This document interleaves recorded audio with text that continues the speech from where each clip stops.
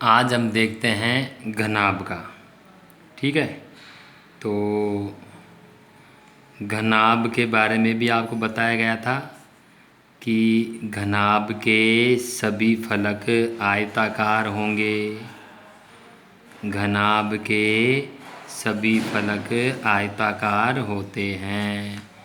तो यहाँ पे जो मैं आपको एक चित्र बना के बता रहा हूँ, ये एक घनाभ का चित्र है।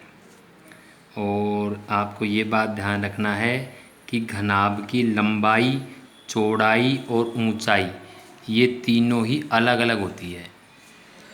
घनाभ की लंबाई, चौड़ाई और ऊंचाई भिन्न भिन्न यानी अलग अलग होती है। ठीक है, तो 6 फलक है और 6 के 6 सारे फलक आयताकार होंगे।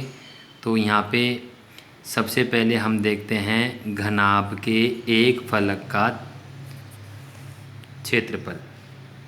घनाभ के एक फलक यानी एक पृष्ठ का, एक फलक का क्षेत्रफल। तो घनाभ के एक फलक का जो हमारा क्षेत्रफल होगा वो होगा लंबाई गुणा चौड़ाई। लंबाई गुणा चौड़ाई। ठीक है, अब अगर हम बात करें घनाभ के संपूर्ण पृष्ठीय क्षेत्रफल की, तो घनाभ का संपूर्ण पृष्ठीय क्षेत्रफल, संपूर्ण पृष्ठीय क्षेत्रफल, तो संपूर्ण पृष्ठीय क्षेत्रफल का जो सूत्र होगा वो होगा हमारा 2 ब्रैकेट लंबाई गुणा चौड़ाई। ठीक है, प्लस चौड़ाई गुणा ऊंचाई।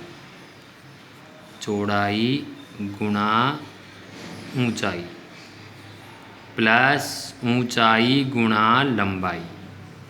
ऊंचाई गुणा लंबाई। तो ये सूत्र होगा हमारा संपूर्ण पृष्ठीय क्षेत्रफल का, लंबाई गुणा चौड़ाई प्लस चौड़ाई गुणा ऊंचाई प्लस ऊंचाई गुणा लंबाई।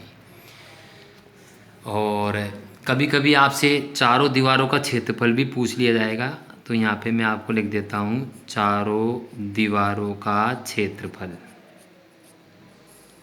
चारों दीवारों का क्षेत्रफल, तो चारों दीवारों का क्षेत्रफल का सूत्र हो जाएगा हमारा 2 ब्रैकेट लंबाई गुणा चौड़ाई,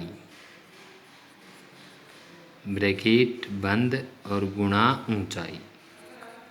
ये हो जाएगा हमारा चारों दीवारों का क्षेत्रफल। या इसे हम परिमाप गुणा ऊंचाई से भी लिख सकते हैं, परिमाप गुणा ऊंचाई।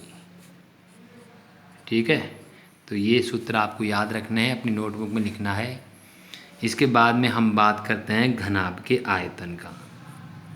तो घनाभ का जो आयतन होगा हमारा, घनाभ का आयतन,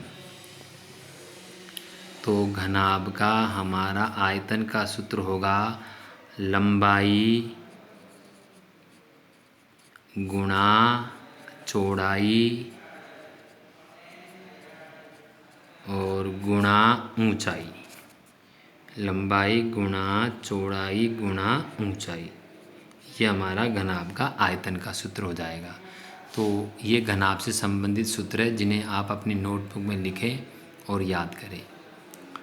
इसके बाद हम बात करेंगे इससे संबंधित प्रश्नों का।